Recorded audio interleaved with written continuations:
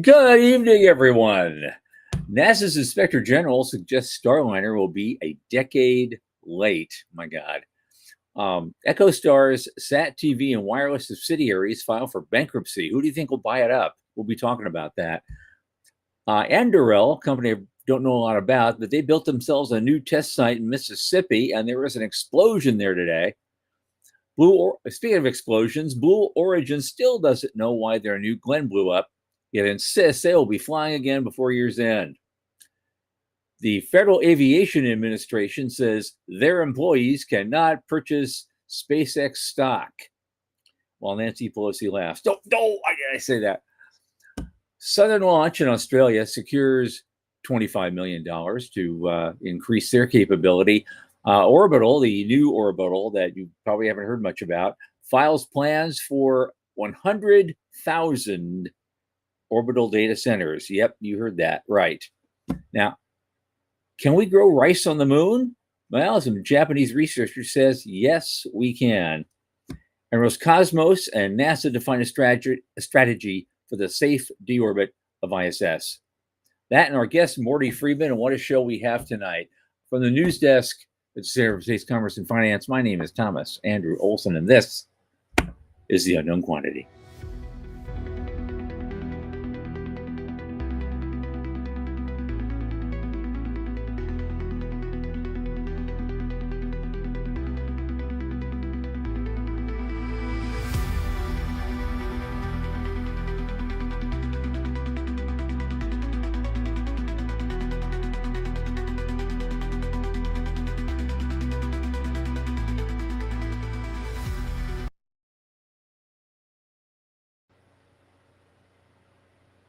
And as you know, this program is brought to you by the Center for Space Commerce and Finance. And what do?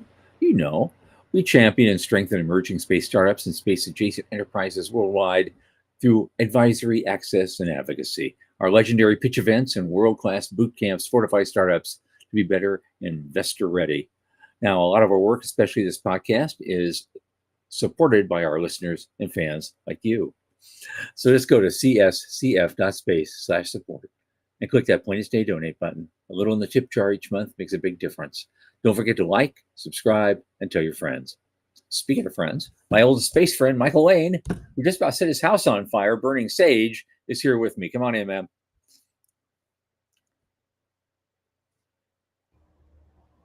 He's still putting out the flames. Hey, how you doing, man? What's up? I'm good. How's things? That's okay. It's all right. Get ready for the big America birthday. Right? Yeah. Boom. Yeah, we got that. Yeah. You know, Florida's going to go nuts. Yeah.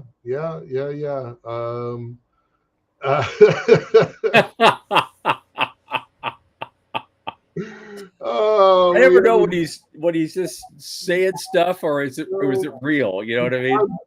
That was definitely real. So it is great to have Sean, our producer, back on the screens. Yay! I definitely did the best I could last week, but didn't go super smoothly. So good to have Tom back in the background there. Appreciate it. And hey, already, Joe, how you doing, Joe and Veronica? Nice to see y'all. Starlink, Verizon's down. All right. Verizon Fiber, no less. Yeah, they're digging up all the yards in my neighborhood right now. AT&T is putting their fiber in. They've been promising me this shit for 6 years, and it's finally going in. But I wake up at 6 a.m. to the sound of, jackhammers and sorts of things. In your intro, you're like almost burned the house down, lighting sage. I did have a spooky moment a bunch of years ago making Christmas cookies, and I was up in Canada, and I turned the stove to 400, thinking degrees, and it turned Celsius. It's turned into Celsius. So I really those cookies were smoking embers by the time I came back to them. Just 11 minutes later, so that was a close call. All right. Holy moly. Let's get to it. Where are we going today? First, Let's just get to it with the first thing. Ars Technica, the NASA Inspector General suggesting that Boeing Starliner will now be a decade late. Will it even matter? will it even matter? I, you know, uh, the folks here at Ars Technica is like, oh, we've covered extensively Starliner's technical problems before. Yeah. So that's a worthwhile link within the link. I'm gonna copy that in and send it post it also. But yeah, does it even matter? Just a few days ago, we had the very knowledgeable, very experienced Dallas Beanhoff on the show. And he's like, no, it's absolutely fine. Everything's going to be great. It's going to come back online. And, you and I kind of rolled our eyes like, really? Do you have some inside intel? And he's like, nope, nope, nope. But, I'm like, then just a few days later, this article comes out. Yeah. Will it even matter? Like, okay, before the show was on, you were actually trying to defend Starliner. So tell what you were saying. Well, at the time when they first announced they were going to do this was still at a time when everyone in the so-called new space movement were really putting down all the old contractors. They're old dinosaurs. It's old space. They'll never be able to do something like we can do. Us nimble little mammals will take out the dinosaurs. Right. I said, well, wait just a second. They have a lot of money and they have a lot of time. And if they get focused on something, even a fully filled super tanker can in fact do a U-turn with enough time and patience. But it seems like it's now done years later, 10, 12 years later, it's now done a complete circle turn and is heading for the rocks. Right. I thought, I tried to defend you guys. I tried to give you a boost and say, I'm rooting for you. I hope you do it. Well, we saw what happened. We had, two guys stranded up there for 8 months. And then, and now all the little fixes they have to do, they're just getting nickel and dime to death on this. And they won't even say what the date is now for the next flight, which is supposed to be just a cargo flight, test flight. They won't even say when it is. No. I'll bet it's not next year. I'll bet you it's not next year. Yeah, and then keeping in mind that the ISS is going to get deorbited probably 2030, maybe 2032, although I'm becoming skeptical of that. So there's not much time. So even if they get the thing working, it's still like almost too little too late. Reading in the article, that capsule was supposed to come online in 2017. Yeah. And if it comes online next year, that'll make it a decade late. Yep. That's kind of awful. I would be very frustrated. Imagine you're a program manager there and you're like, sorry. Well, maybe they need to call Dallas back out of retirement. No, Dallas is busy where he's at. I don't want Dallas to go anywhere at all. I'm sorry, but I don't want to have that happen. All right, maybe it's already happened. We got to do this quick, right? We got to do this quick. So what's up next? Another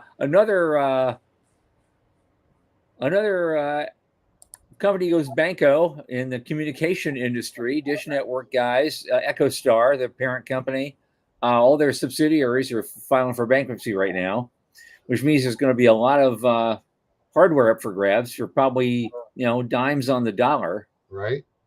So who will pick it up? Considering what we just saw with SpaceX a couple months ago and Rocket Lab last week. This week, I imagine there's going to be a lot of folks wanting that stuff.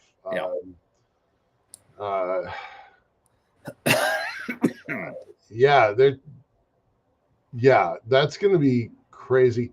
I wonder if it's just a reorg plan and everything's going to be fine. Like they'll figure it out and come back online, or if they are they're just Oh my God! It just occurred to me. This is Dish, right?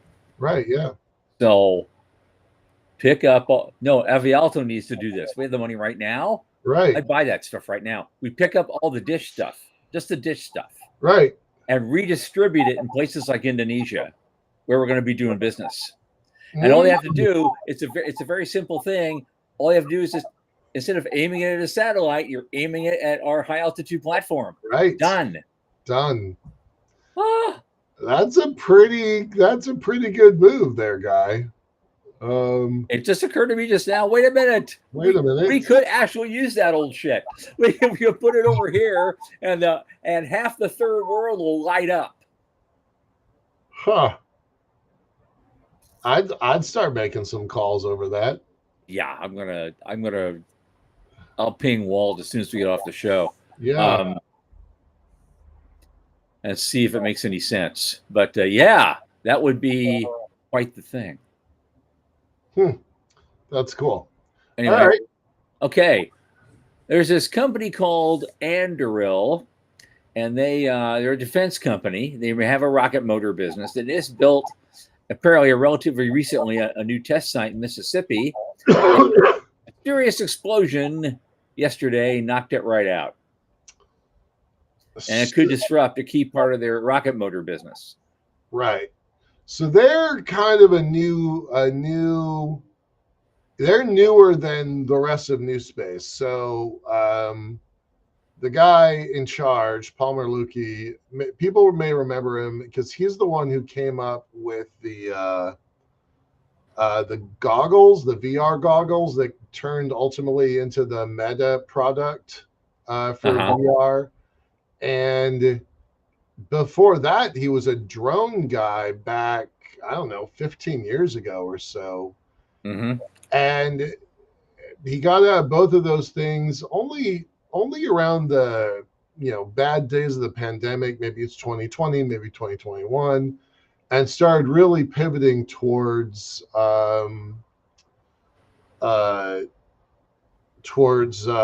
defense tech, and he was really kind of pushing into that. And one of our own guys that's been on our show a couple of times, Dr. Daniel Tompkins, was in DC walking around the halls of Congress during space the Space Week, and Pro Space, that's what it is, Pro Space. And he saw Andrew walking around the halls of Congress. Like, that guy hangs out there to get contracts. It's a really interesting story about the individual. Mm-hmm. I don't know that much about the person. I'm sorry, the company, the company itself. But the guy with the pulse is a pretty interesting character and kind of makes that company work. So it's worth looking up to and seeing what this guy's up to. But yeah, well, interestingly, this outfit was supposed to begin mass production of these rocket engines a year ago yesterday. Okay. And they haven't done it yet. Not yet. And boom, on the anniversary of their promise, something blew up. Something blew up. Yikes. Yeah. Yikes. Yikes. Well, let's do this. Speaking of something blowing up, next well, here it is, a month now, and the Bush still doesn't know why the new Glenn rocket blew up, but they still insist that they're going to be back in business before the end of the year. How can you build another one that fast and have that rapid a turnaround without knowing what the problem is?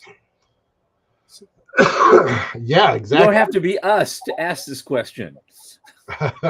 Michael. Yeah, I would want to know what happened. But they're like, okay, full steam ahead. Let's go get this thing built. There's some Go Fever on the board there somewhere. Mm-hmm. Okay. Yeah. I know. The news is not There's not a lot of news today. We can just skip it. There's not that much to. Yeah, there's not much. Well, it hasn't been. I mean, I had 6 items. I pared it down to 8, and even those I weren't happy with. So here we are. There was something that came out. It's not in this article. That's what I was like scanning through. But Isaacman made a comment yesterday or the day before where they may fly Blue Origin hardware on other people's rockets. He didn't say whose, but how frustrating would it be if you're building cargo for Blue and it flies on a SpaceX rocket? Because I said that on stage at ISTC. Wouldn't it be great if we weren't in this monopoly situation? We could just pass stuff over. It was the only thing that got an applause from the audience was, modularity and standardization. And it may be imposed upon them by Isaacman to put Blue equipment on a SpaceX machine. So, yeah, I honestly would kind of dig that. Yeah, also, it's, Elon's not going to care. No, well, he's not going to care. Jeff and he'll get a brownie point and say, I bailed somebody out yet again. I bailed out Boeing. I bailed out these guys. I did this. And now I'm bailing out my biggest competitor. Right? Sure. But I think it would genuinely be good for the industry, and reminding everyone that when we had Mark Levinson on the show, he said that the standardization came about because the Navy required industry to figure out standardization.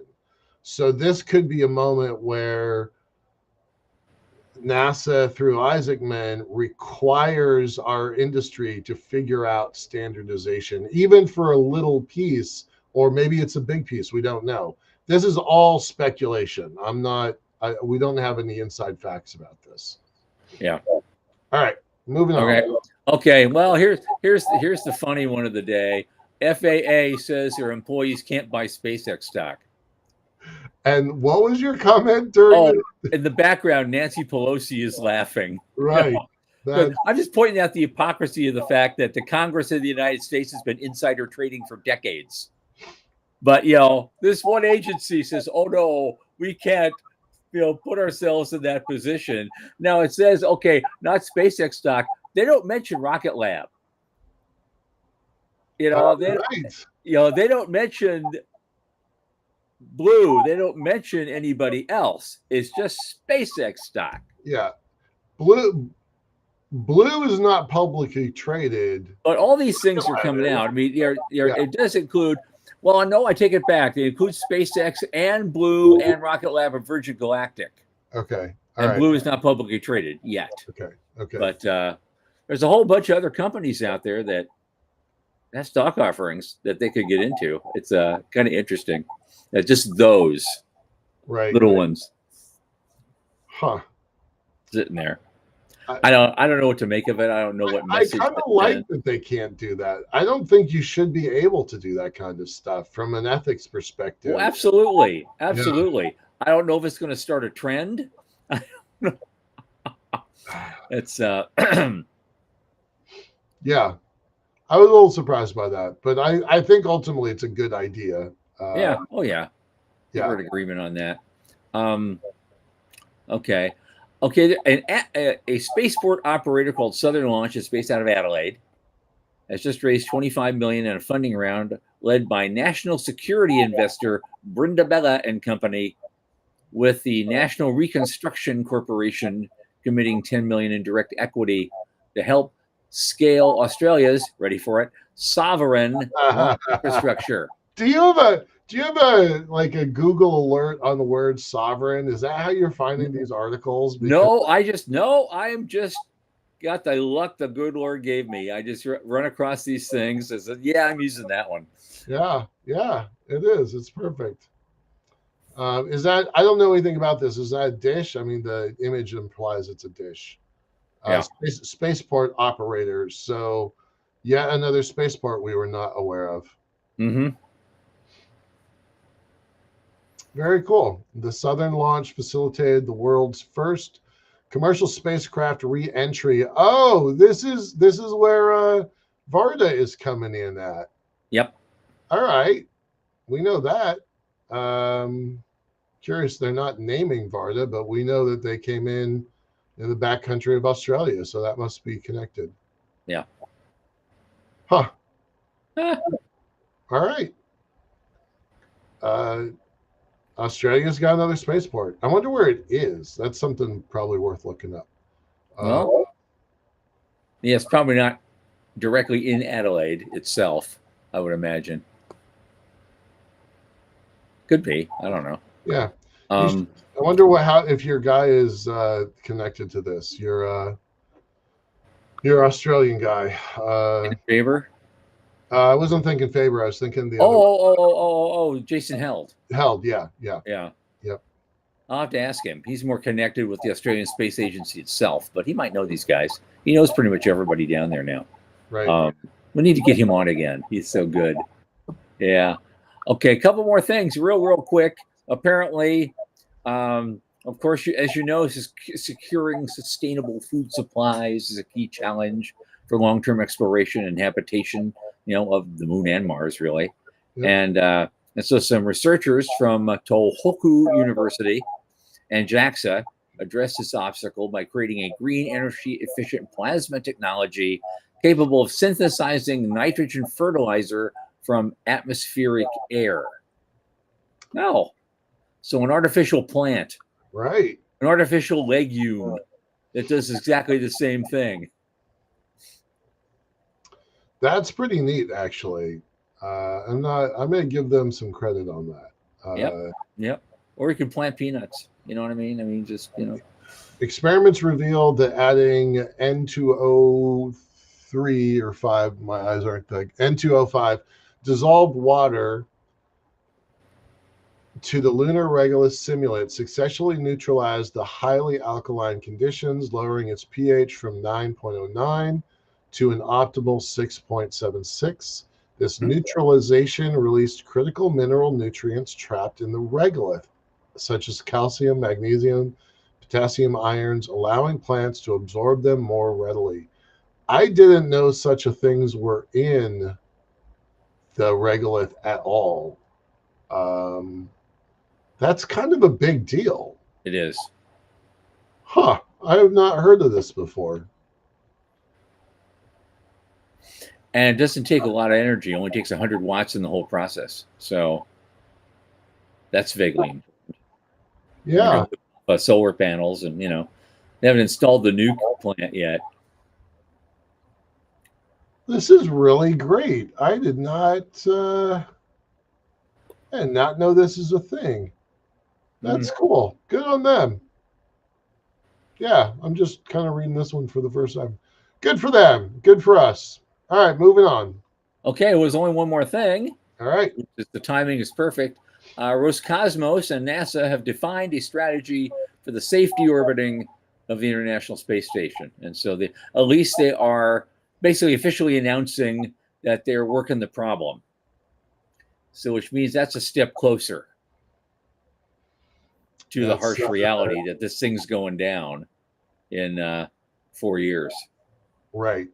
It's a step closer to another billion-dollar contract that goes live with SpaceX to bring that thing down.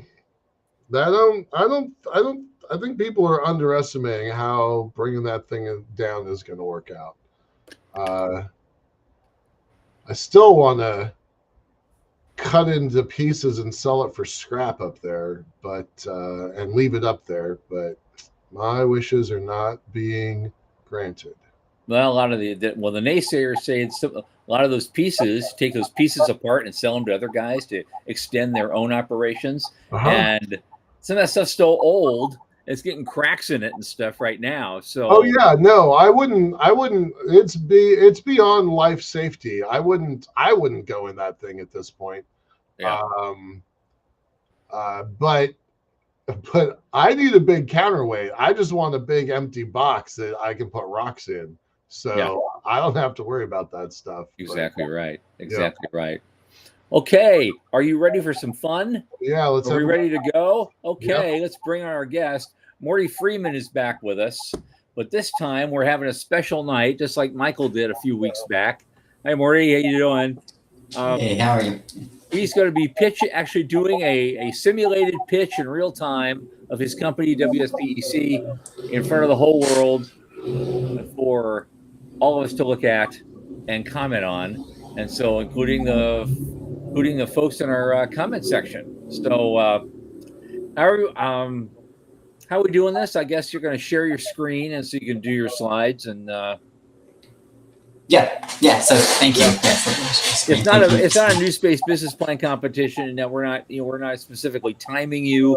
You're probably we assume you're gonna keep it to within 10-15 minutes, and then we'll have plenty of time for just like peppering you with questions and yeah. Thank you. Okay, so let me see if I can. So just Scott, if I look like I don't know. I'm trying to share my screen. I don't know if that's working. There we go. Yep. All right. So talking about Etheria. Right? The bigger picture of the space elevator, company building to highway to the stars. My name is Mordy Friedman, CEO and founder of Etheria. And before we get to front, I want to make one, in talking about our mission, things to clarify, premises coming into this conversation. We are under the understanding that space is the future of humanity. Space has a lot of value that can be brought and benefit humanity. It's something we don't need to explain. If you want that to be explained again, we can talk about that. That's something that we are already assuming you understand.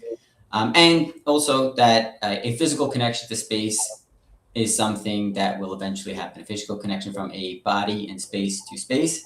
Earth is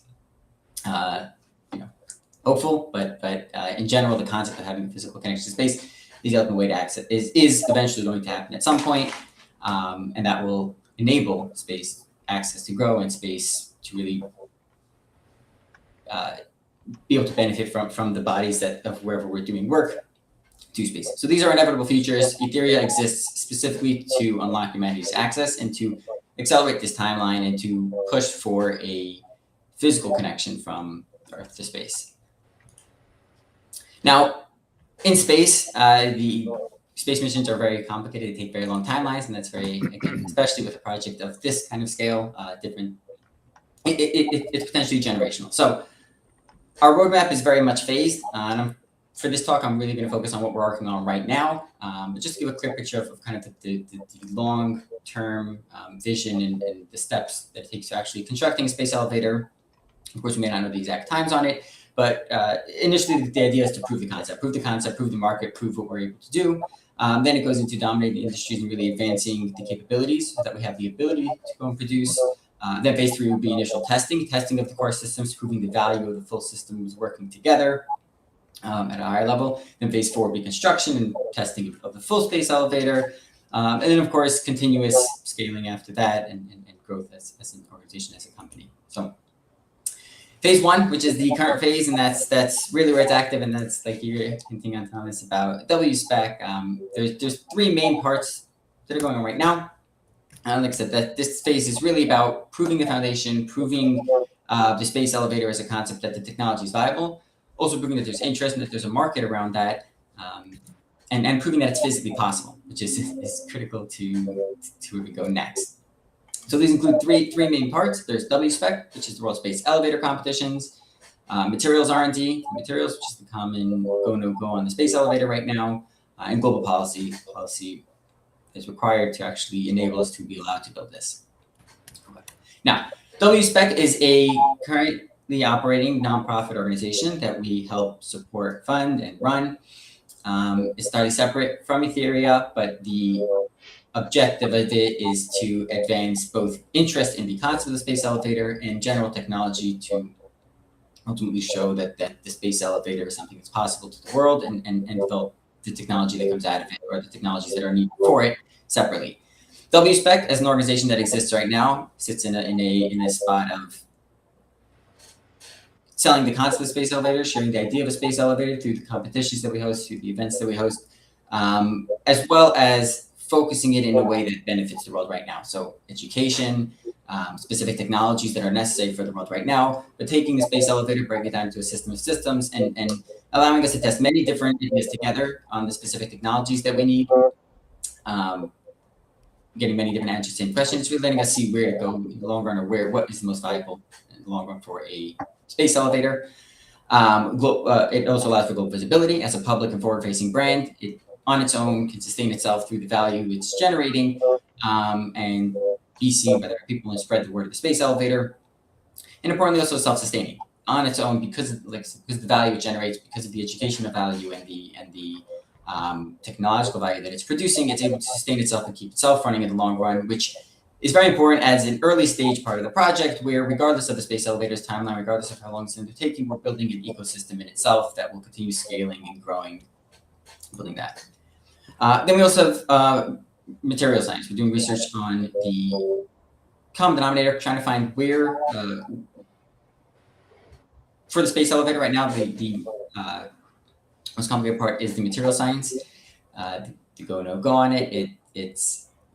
We don't currently have material that's strong enough that we can produce at scale to build a space elevator. So although there are theoretical materials that will work, we still have no way of manufacturing it. In materials science and in advanced materials, in two-dimensional materials, there's a common production method called CVD, or chemical vapor deposition. And our focus on this early stage is rethinking this from a ground-up perspective on making it a scalable model as a production method. The advantages of coming up with that as a production method opens up material production in many different ways. So besides for just the graphene or carbon nanotubes or HBN, which are the materials that could be used for a space elevator, that can be produced using this method, we can actually produce many other potential materials, other advanced materials. So this opens up an industry in itself. And our focus of this would be to actually have a machine that we can use to produce this material at scale as a manufacturing company. But again, importantly, also not just the graphene, not just the space elevator materials, also on the side of, as this early phase, we can't just focus on the end goal of a space elevator, because there has to be value immediately, there has to be value in the short term. And that's specifically where material production as a whole, which is a consistent thing, regardless of needing it at the scale for a space elevator, it's very important right now. We're also working on, or building on, this early phase, building on the legislative plan, on a legislative plan to enact over the coming few years, to enable a space elevator to exist legally. Obviously, space law is very complicated how it goes, but we do want to make sure that as this happens, and again, knowing of course the timeline of how things fall, but making sure that this is something that's possible, something that's into consideration, whether it comes to space debris, whether it comes to the physical access to having a connection to space, or whatever else could come up to allow for a physical connection to exist to space. Now, throughout this entire project, there's a lot of continuous R&D that we do. There are organizations we partner with, like the International Space Elevator Consortium or the JSEA in Japan. We do a lot of research in the space elevator itself, as well as some that we've done internally. This is a continuous effort that we will keep doing and keep pushing forward, even though it doesn't generate immediate and direct value. Very important to understand from a company perspective. All right, so again, that's our phase one. That's where we are in terms of building phase one, our 24-month objectives. And this is really what our goals are over the next couple of months.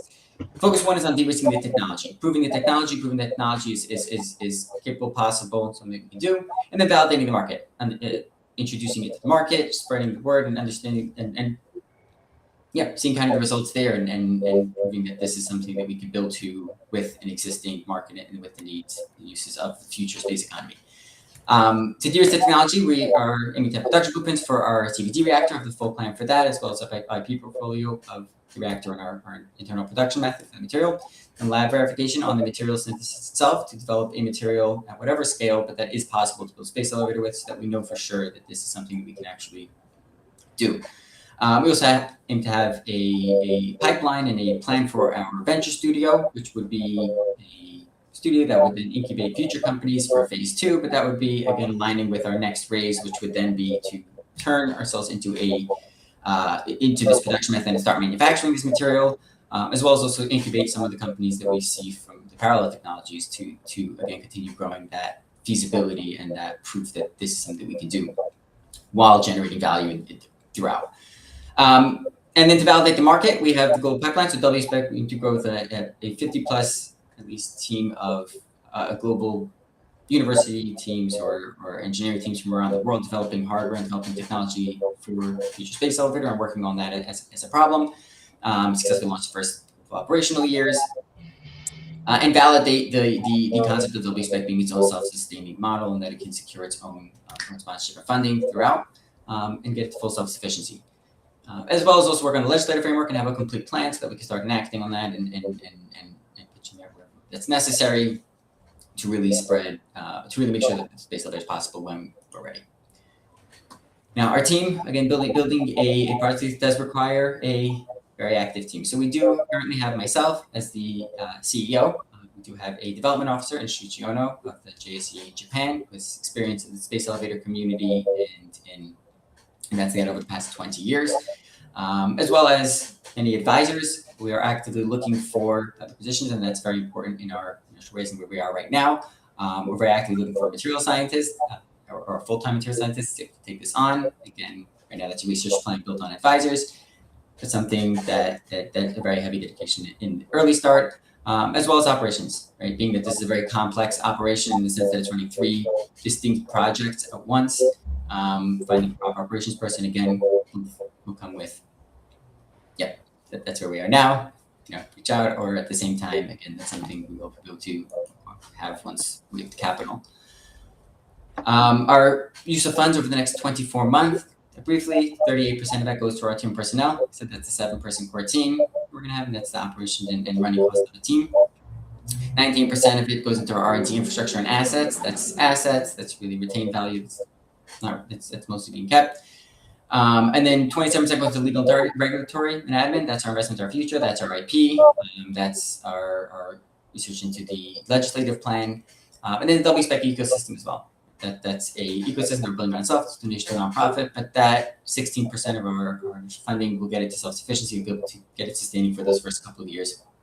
We'll also establish Etheria as a brand that supports space elevator technology and technology advancement in general. So, to jump here, Etheria, we have a plan. We're building the highway to the stars. We're building this future infrastructure. We do understand that this is an inevitability. It's something that will eventually happen. It's something that we need to work forward to. But in this work, in this gap of where we are right now from where we know we will eventually be, where the world will eventually be, there's a lot of development and a lot of value that can be brought. And that's pretty much where we sit in developing the value, accelerating the value, and getting us closer and faster to that end goal. So thank you for listening. This is your invitation to join us.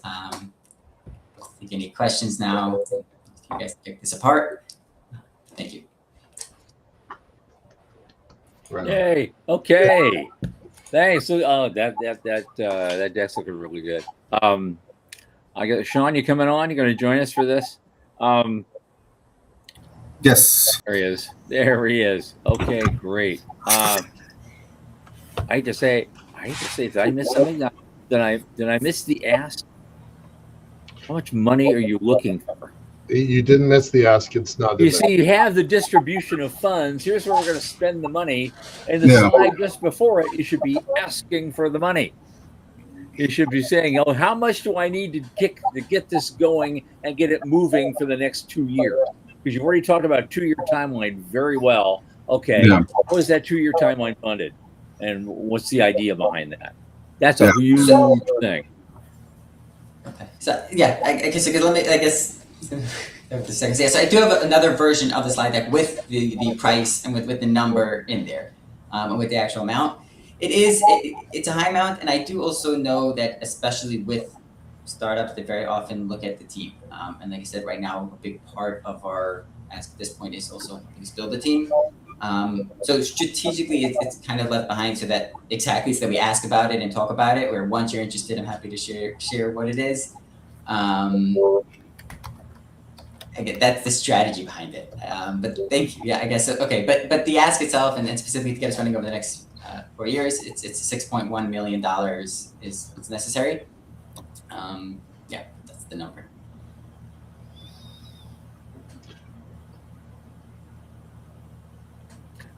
Okay. I still want to hear the number. 6.1. 6,100,000. That's not. You can mention that number. It's relative to what it is. I mean, this is. bargain. Well- If you're buying 20%, so at 30% is well, okay, it's a good offer, but So from my point of view, from a sales point of view, I am looking at this, and you did a great presentation of the technical side and of what you wanted to do. But if I'm an investor on the other end, I want to know what my money is going to get me, and Yeah. as soon as possible, you know. So that's where I start from. It's like, all right, you got something, sell me on your project. What makes it special? You know, part of the problem with the space elevator, and the same thing with the lunar elevator, is an audacious project. You got to have a set of cojones to do it, right? But there's got to be a benefit. And my disciplined way I see things is there's got to be a benefit whether it succeeds or fails. And that's the way I think of things. And I know a lot of people are like, I'm all in. You got to be all in. No, I've been around block. I've taken enough black eyes, but figuratively and literally in my life to know you got to be prepared for both. So I think what you're doing is worthwhile, and that's something you have to sell. Look, what we're doing is worthwhile because there's going to be discoveries because we're pursuing this path. And there's an economic engine right there by itself. But we damn sure believe that we can build this. And you got to be confident of that. And then you got to show a bit of an economic case and all that. But try to get to the money real early. okay, thank you. Yeah, and I guess that's specifically to your point, that that's what this pitch is about, right? Besides for the R&D that's going to need to happen, besides for let's say the legislative aspect, which those take time. Right now, in the short term, Ethereum, which is a pipeline, that's a future concept for the space elevator. So that does take a little bit of understanding of the bigger picture. And again, that's the premise of that, right? Understanding that the space elevator is something that'll happen where by pushing that forward, there's a chance to invest in that or a chance to get involved in that. And then from the material side that's where the real, let's say, monetary value is the IP and the value that comes out of material science in general, which has incredible value, growing value, and then being able to produce it at scale, at quality, again, becomes something. Okay. I know Veronica just mentioned, since you call it a nonprofit, so are investments, and what are they investing in, or are they more considered donations? There's a conflict there. Yeah, something very much to clarify. So like I said, WSPEC is its own separate entity. WSPEC is a 501c3, entirely independent. It functions to advance space elevator technology forward through education, through the competitions that it hosts, as well as developing technology necessary for the space elevator, but also that has value right now. So that's what WSPEC does. Yes, money going into that is a donation, absolutely. Ethereum, no, that's a for-profit company. The standard equity, again, the nonprofit, there's no ownership either. Nonprofits don't have ownership. So as a 501c3, there's no official owner. So your investment into that is a donation, or there's no investment into that. Yeah. I've said this before to you many times, right? You have to have better clarity on what this thing is, right? So you and I have talked lots of times about whether you intended to or not, your business model is a clone of the original Liftport's business model, right? There's the big idea of the space elevator, and then supporting subsidiary developments. Sometimes they're technology developments, sometimes they're commercial developments. Your story is very muddied, and we've talked about that a couple times. When you're doing an investor pitch like this, I would have had one slide that says, we support Ethereum, Ethereum supports WSPEC. Yes. And some of the money is going there, but I wouldn't have put some of the money is going there. I would have been like, we support those guys and move on, because it muddies the whole conversation. Yeah. And don't go into a long discussion about what they do. And briefly state your business today is carbon nanotech as like the core thing of the business today. Yeah. A vision of a future elevator, cool, but nanotech is relevant right now today. So I would have put 90% of your slides on nanotech, the market, the potential, your particular technique that is different from other people's technique, why nanotech exists in the world and what you can do with it.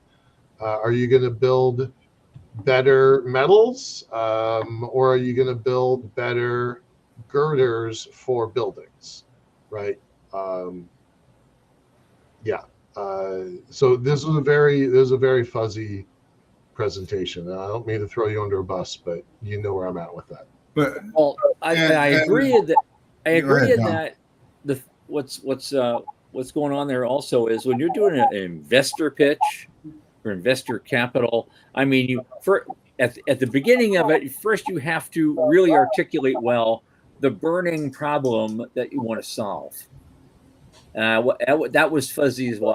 I wasn't quite seeing it because building a space elevator is not a burning problem that the vast majority of people feel the need to solve right now. We'll get there, but right now there's a burning problem we need to solve today. It might be the nanotech thing that can lead to other and greater things. You can point to that later. See, hey, we do this, we can build this, 20 years from now. And then at the other side of it is, okay, how's your money going to work?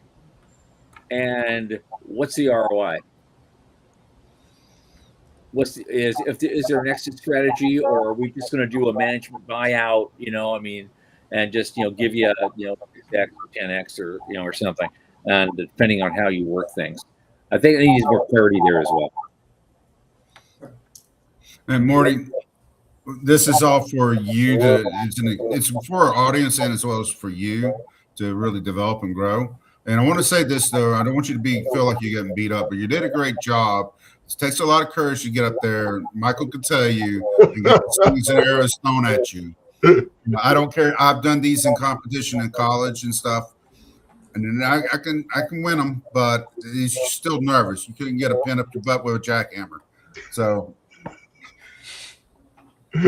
but anyway, what I'm going to get at though is that you got a big picture project, right? That's the selling point. That gets you in the door, but you got to be zero in and focus on the moment right now. So what Michael said is very true, and what Tom said is very true, and that's what the beans and bullets are going to be. Thank you. Yeah. I'm not sure who our new audience member is, Michael Camp, but thanks, buddy. Appreciate it. Amazing. Yeah, advice. he's going to be a guest in a couple of weeks. Oh, terrific. Great. So, a lot of people know, my history because of this show, but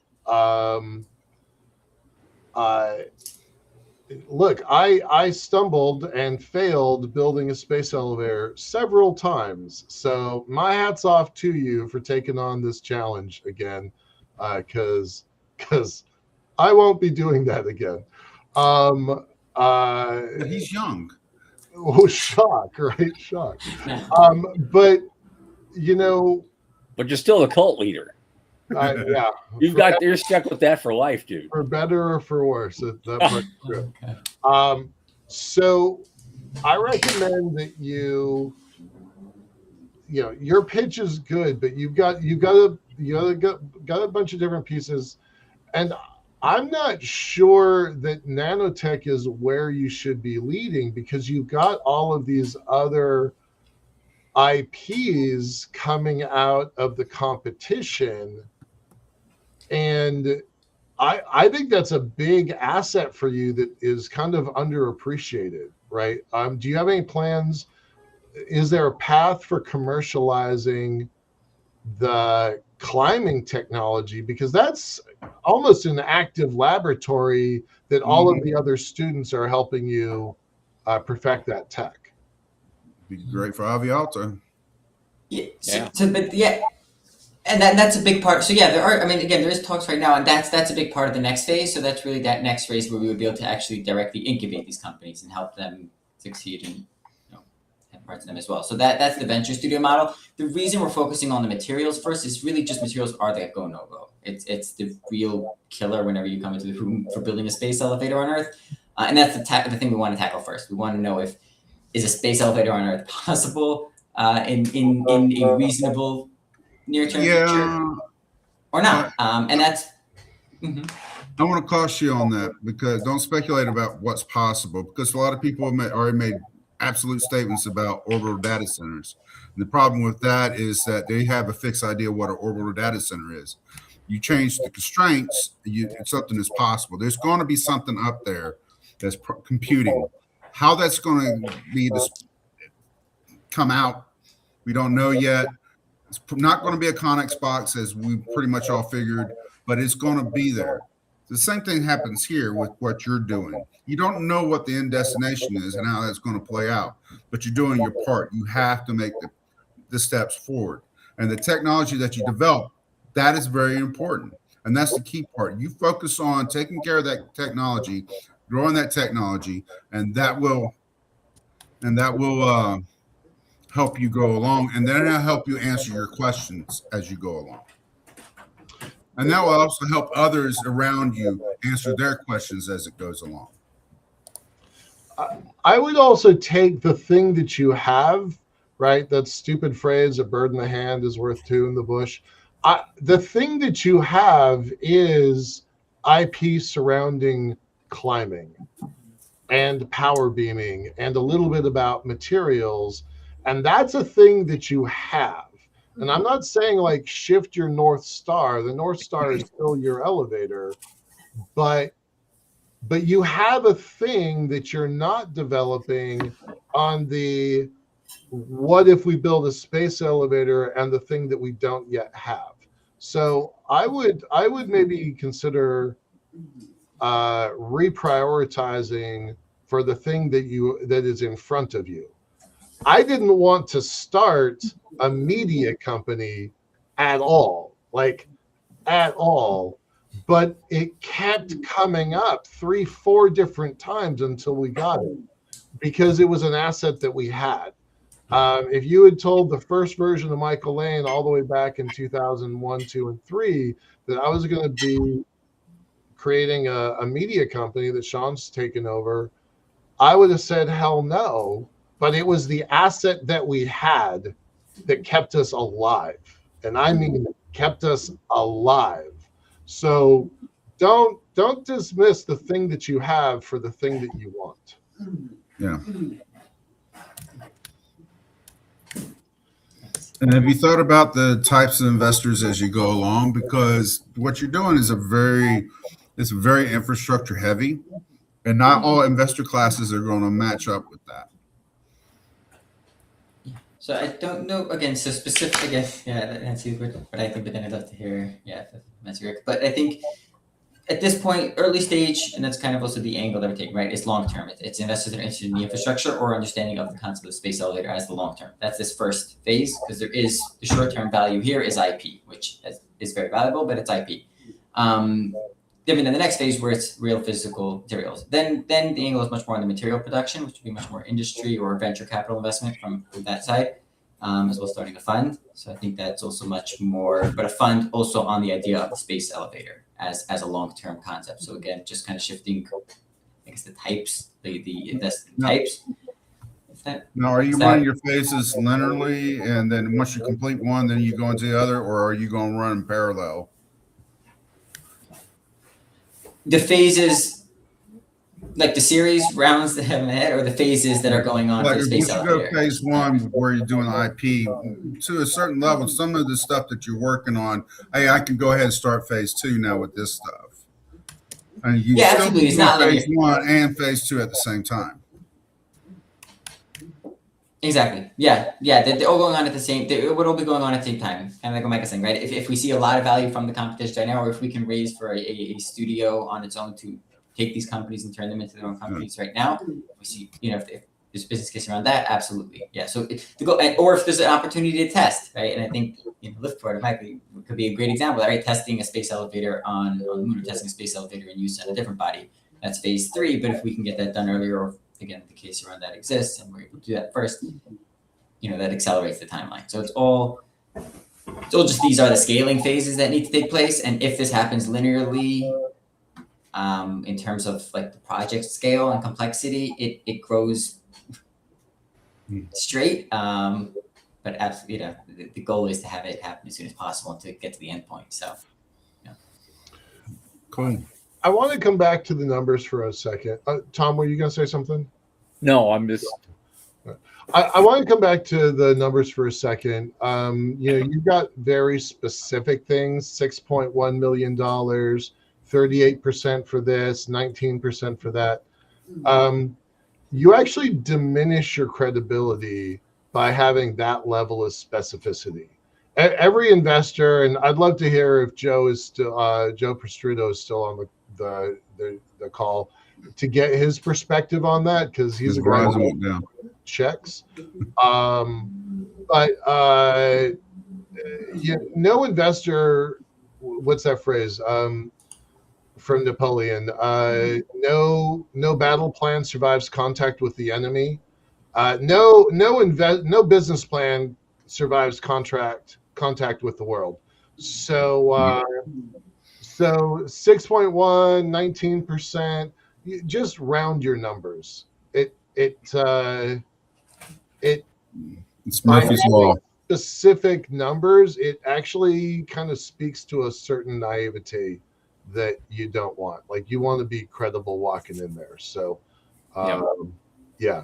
So 6 million, 20%, 30%, 15%, and then put dollars on the 15%, 30%. I would take that a step further, maybe even rethink the whole damn thing. I mean, you have this idea where we want to go here, and you have so much money put in there. I think if I'm looking for some immediate funding that'll get me to a certain place, then you need to take that circle, turn it into a straight line, and turn it to a series of metrics, milestones. For the first 1.6 million is going to get me to here. And the next 2 million is going to get me to here by roughly 18 months. See what I mean? Something like that. Something a little more concrete. We're going to build this and this and this here, and then here, and then here. And by the end, we got this. Tranches and just have it like. Yeah. Think of it like a technology roadmap, but it's a financial roadmap. Yeah. So you don't want to give any potential investor, it's got to be 6.1 million or nothing. Right. And you may need 4 or 5 guys that'll do, different pieces. We're doing exactly that right now.